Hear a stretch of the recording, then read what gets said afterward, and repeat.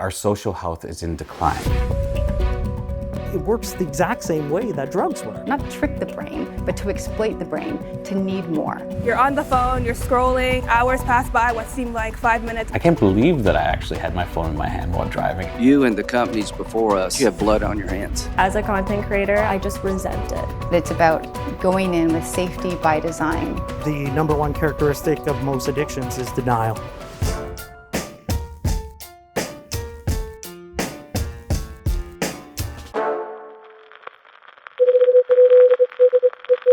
"50 years after the first mobile phone call was made back in 1973, there are today more than 8 billion phone plans active on the planet, one for every person on Earth.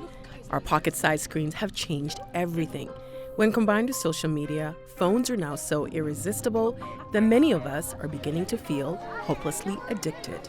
We're here in a park in Toronto to try to see if people are willing to share how much time they spend on their screens. How many hours do you think you spend on your phone? Oh, way too much. So up here? I'm gonna guess like 3 to 4 hours. Okay, so 4. Maybe So what? three, maybe three. Maybe 3? Yes. 5? Somewhere around like 4 or 5. And yourself? I would say around 5 to 6. 5 to 6. Instagram and TikTok. Usually it's are the TikTok, villains. then Instagram for me. Yeah. But our smartphones don't lie. You were at a 3. This is What is it? What is 9 hours and 34 minutes. a day? It just updated. 5 hours, 17 minutes. Up 17% from last week. Okay. What does it say? 7 hours and 10 minutes. Is that shocking?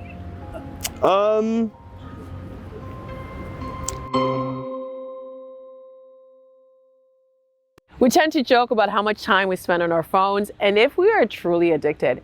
But how do we know when things start to spin out of control? To better understand how we got here and where we're headed, I'm catching up with futurist Sinead Bovell on a recent visit to TVO Studios. Really happy to talk to you, Sinead. I think you're probably one of the foremost voices on this. Where do you think the future might be headed when we talk about our reliance on cell phones? Where we are in this moment with smartphones and devices is maybe where the vehicle has been invented, seatbelts have not. So we know we have this technology that is transformative. It's freed up a lot of time in our lives. But there are some safety measures that we didn't see going into it that we're realizing now we need to think quite critically about adding. Social media platforms are intentionally designed to exploit the dopamine reward system in the brain associated with pleasure and reward. So when you use a social media platform and you get likes and follows, all of that and the entire design of the platform is very, very intentional to keep you craving coming back for more likes, more attention, more comments, and so forth. Mr. Zuckerberg, you and the companies before us, I know you don't mean it to be so, but you have blood on your hands. In 2024, U.S. government officials convened a hearing on child sexual exploitation. Dozens of parents held up pictures of children whose deaths they say were connected to their online activities. Facebook CEO Mark Zuckerberg then apologized to those present while defending his company. No one has to go through the types of things that your families have had to suffer. In the world of technology, they call it habit-forming behavior, but I think most people would call it more of an addiction. When we had cigarettes killing people, we did something about it. Nothing here. We saw this with big tobacco when it was shown that their cigarettes probably caused harm. In 1994, the 7 largest American tobacco companies were called to the U.S. Congress to testify.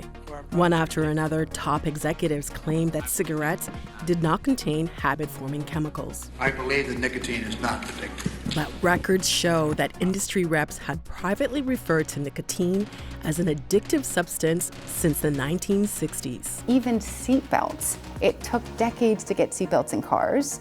The automobile industry pushed back, and citizens pushed back and said they didn't want to necessarily buckle up at the direction of the government. So I think in this moment where we're learning about the data, some people are unsure. New Spud by the makers of Marlboro. It has a fresh taste like it was air-conditioned. You're going to try new Spud tomorrow. You're going to try new Spud. Do you think that is the responsibility of the companies, or do you think it's a responsibility of each individual, I guess in our naivete, in sharing all that information? I don't think it should be on the individual. I think that would be akin to asking an individual person or family to do the research on are cigarettes dangerous. It's just not realistic. You don't have the tools, the data, the insight. The companies themselves do.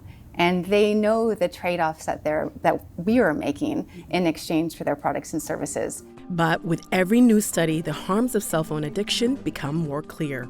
According to the National Safety Council in the U.S., phone use while driving leads to around 1.6 million car accidents every year.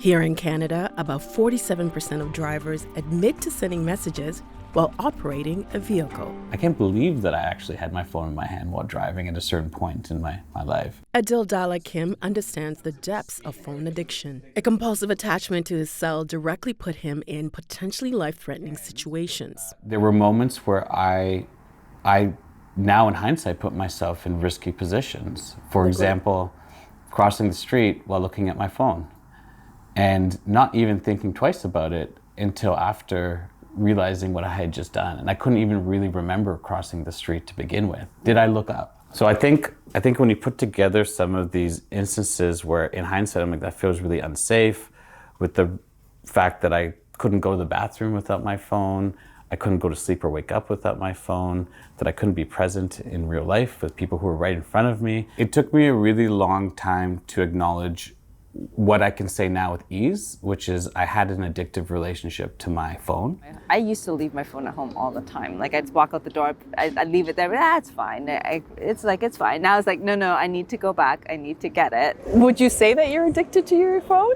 I would say there's a level of addiction there, yeah, in all honesty. If I'm being completely self-reflective, I have a problem. I'm admitting right now I have a problem. When we talk about being addicted to something, it feels kind of, it's hard to say that you have a problem, right?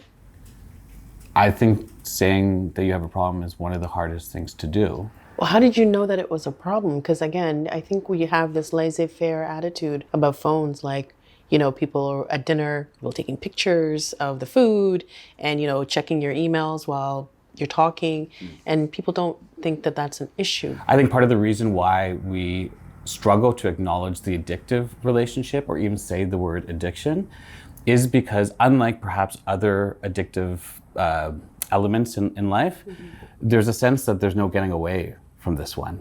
What would you say is the most embarrassing thing that you've done to check your phone? If I'm having a shower, I'll put it right on the ledge just outside. I'll kind of wipe the fog away and look through the glass to see my messages. The most embarrassing place I've checked my phone, I don't think since I've been married, I don't think I've taken a poo without my wife texting me, asking me if I'm taking a poo.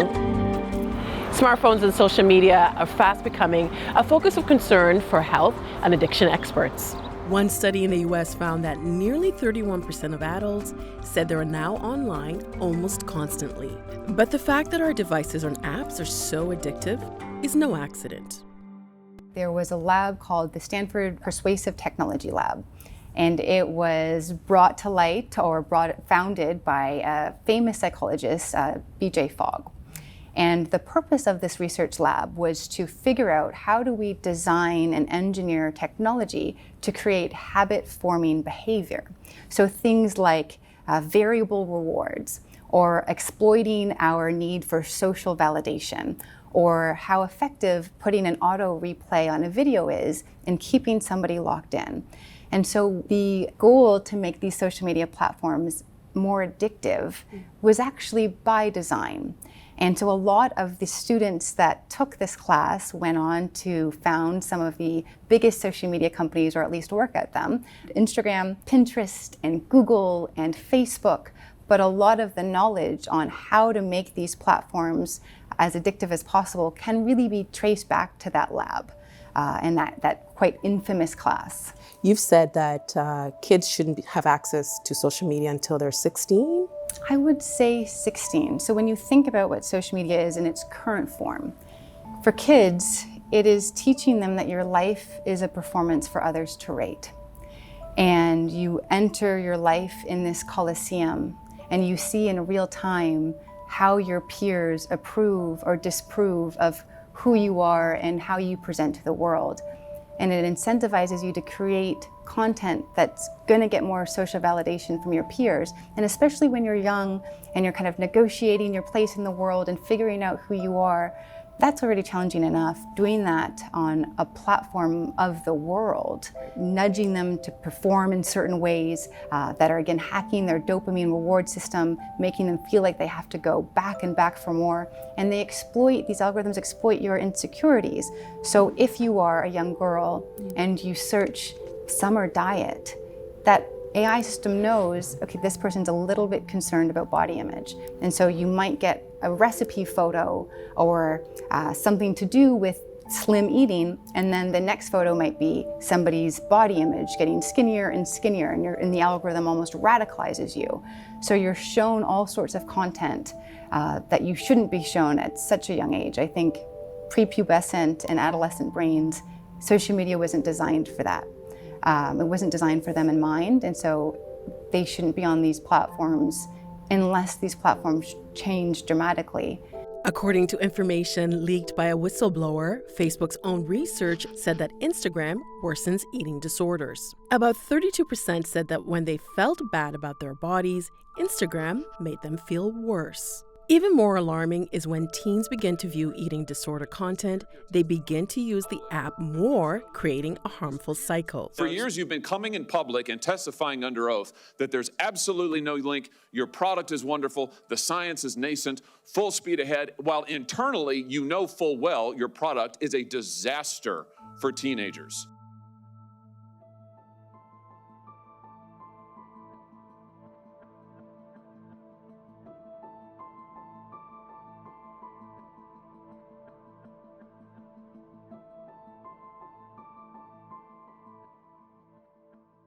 There's a lot of like brand promotions with like bikini models and like more like summer kind of stuff. And like I have like all friends of all different types of ages, body shapes, ethnicities. And like I even talking to them, like they're not like the most comfortable seeing like these like skinny women, because that's what gets your attention, right? Yeah. You're gonna be scrolling past and then you see this like beautiful model in a bikini, right? And you're gonna look at it and be like, oh, she looks so beautiful. I wonder how I would look in that. But I have a different body type than her. Or something like that, or maybe I wouldn't look as good in this. How do you feel after you scroll for a few hours or for a few minutes? Honestly, not great. It's kind of like a brain rot. Like you do get like to see like photos of, especially like Instagram, it's so curated and so focused on like the kind of false realism of like a social life, being around friends, being out all the time. And like I've been working a lot, and being a student, I like really struggle with money. So I find it hard to go on Instagram and see like everybody in Toronto spending all this money at this restaurant and this place, and seeing everybody kind of have a social life. And then you're kind of watching that almost in like a jealousy perspective, because you're like, I wish I could have that, but I can't. You see someone living this like life that you wish you had, but obviously you don't have. So you're kind of addicted to viewing like what they're up to and the things that they do. And it's just like this never ending thing where you're on the phone, you're scrolling, and then hours pass by. What seemed like 5 minutes is like 6 hours. It's like they're sucking my energy. I kind of feel the same way. I feel like after I'm done, I just feel like demotivated, like all my energy to get things done is just gone. And I guess having a baby now, do you think about when you're going to introduce screens, iPads? He's 6 months old. So I can't even imagine if we were to introduce something formally to him, like how addicted he would be. And I've seen my friends' kids being just boggling their eyes at the second you take away a device. So I'm trying to avoid that. Good morning. I'm here with my morning latte. Not everyone has a choice when it comes to screen time. For online content creators, having access to a connected device is a requirement of the job, and screen addiction a constant threat. You've built a huge following. On Instagram, I believe you have over 120,000 followers. Talking about mental health, it seems to be still a little bit of taboo to even just talk about it. Addiction is obviously, it's a big word, so I I think the terminology and putting that label can be daunting for some. I think for me, I would say like, yes, I've had a phone addiction before. It's part of my job, so it's really hard to define what the boundary is between my work and just scrolling because I'm scrolling. It's like I feel intuitively we know that using them too much is bad for us, but what can we actually do? Like the hard part is then stopping the phone use, limiting it, and putting boundaries into play. I think for some, it's really an addiction. A recent study by the University of Toronto involving more than 50,000 participants around the world found that women were more likely to engage in problematic phone use than men. The issue was especially acute in younger women. How do you know you've been on it for too much? So it's kind of similar if you've ever experienced burnout, but applying that to being on your phone or being on social media too much.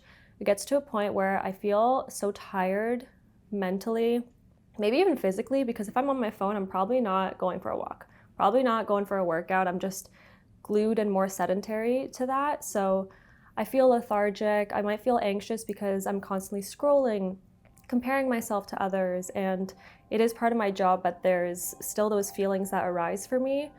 And overall, I just resent it.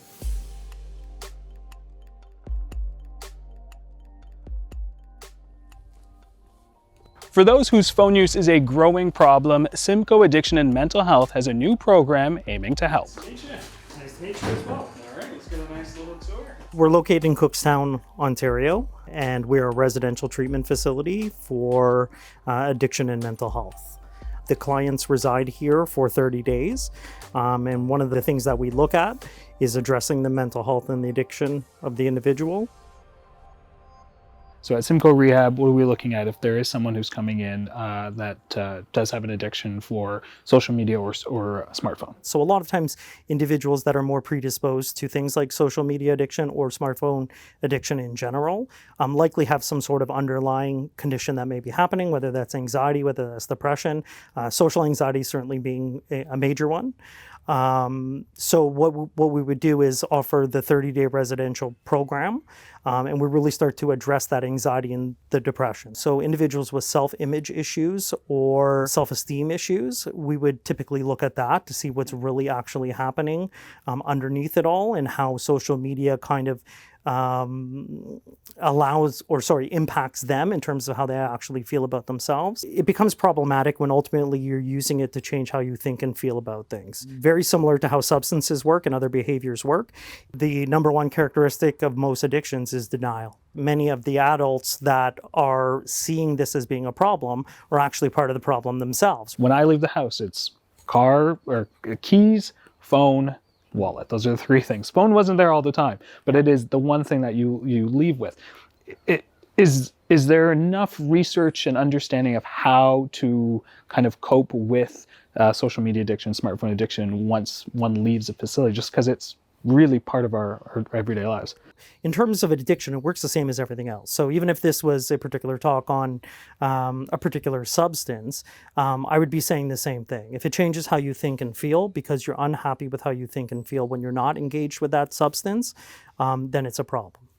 Excellent point that how does one engage in a world free of social media or free of online presence? It's basically impossible. So one of the things that we do is we try to change the relationship with that particular behavior, right? So we try to get the individual to look at what's actually happening deep down underneath, and also how those whole platforms work in the first place. And sometimes when you actually look at how the platforms work, it educates you enough to start making better decisions in terms of how you use them, right? Similar to food addiction. I mean, I would really hope you're not going to abstain from food, but what we look at is specifically looking at the relationship with food and how that works. So part of what we would be looking at is changing that relationship with social media. Certainly time would be something that would be discussed, and trying to replace that dopamine hit that I keep talking about with something that is a little more organic, that will, again, the brain doesn't know the difference, so the brain can get that from other activities. What are some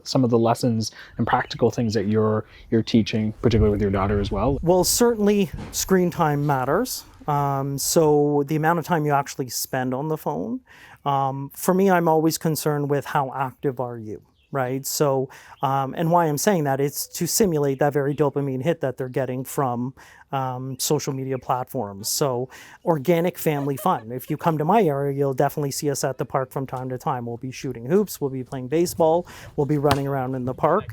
And part of that is twofold. Number one, that they're actually getting that those feel-good feelings from the experience.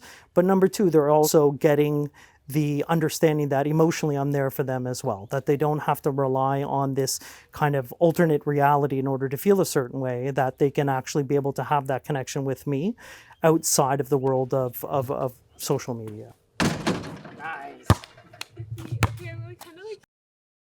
Adil was able to break many of his unhealthy phone habits due to his work with Reset, a nonprofit organization that is helping to reshape our relationship with our devices. We started in 2015, and our work focuses on finding creative solutions that address people's experience with loneliness and disconnection.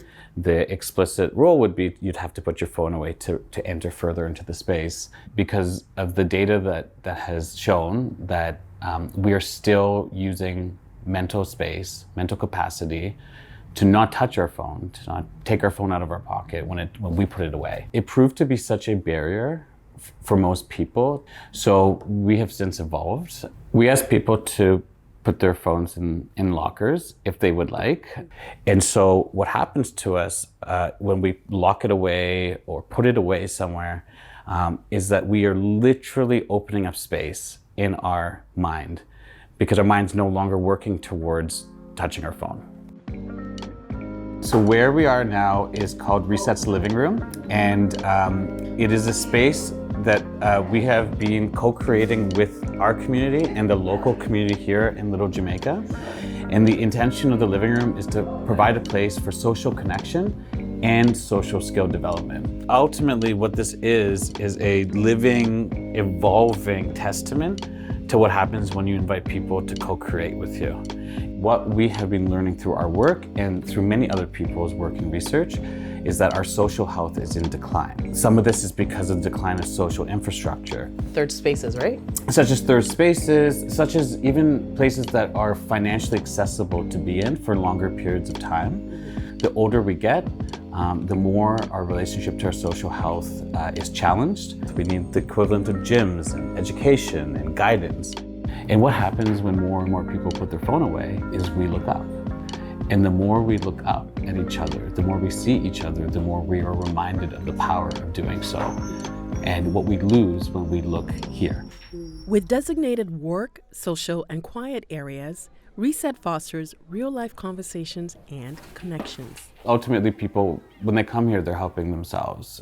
Everything we do is an invitation, and it's an invitation that emerged from our own needs in order to address our own experiences with disconnection, and in my case, as I mentioned, my addictive relationship to my devices. Your time is the most valuable resource that exists. And so treat it that way. It's very hard, specifically with this addiction, to come forward and be like, hey, I have a real issue with this. Most often it's going to be loved ones that point out this particular behavior, the isolation, all of that. I would certainly say that if you feel like you're struggling and have a hard time kind of functioning in life outside of that virtual world, to reach out for help. People don't deserve to have 24/7 access to you all of the time. You deserve to be able to have some moments of peace and to set those boundaries in the evenings or protecting your mornings. It's a collective action problem. It's hard to not be there when everybody's there. And that's why it's going to take a widespread societal solution and more understanding of the science behind what's really going on with platforms, with our addiction to these devices. And in time, I do think we will get this right. I think we've been here before with other innovations, other products. The smartphone we have today, it's going to look very different in 5-10 years. I mean, it's creepy. And I understand you make a lot of money doing it, but I just wonder if our technology is greater than our humanity. But it's about going in with safety by design and protecting your mental health, your time, and your space the way it deserves to be. Screens have creeped into everything that we do and revolutionize our day-to-day tasks. But screen addiction is not inevitable. Make sure you're taking a meaningful break. Have a real conversation out there and offline. I'm Nam Kiwanuka, and we'll see you next time on The Thread.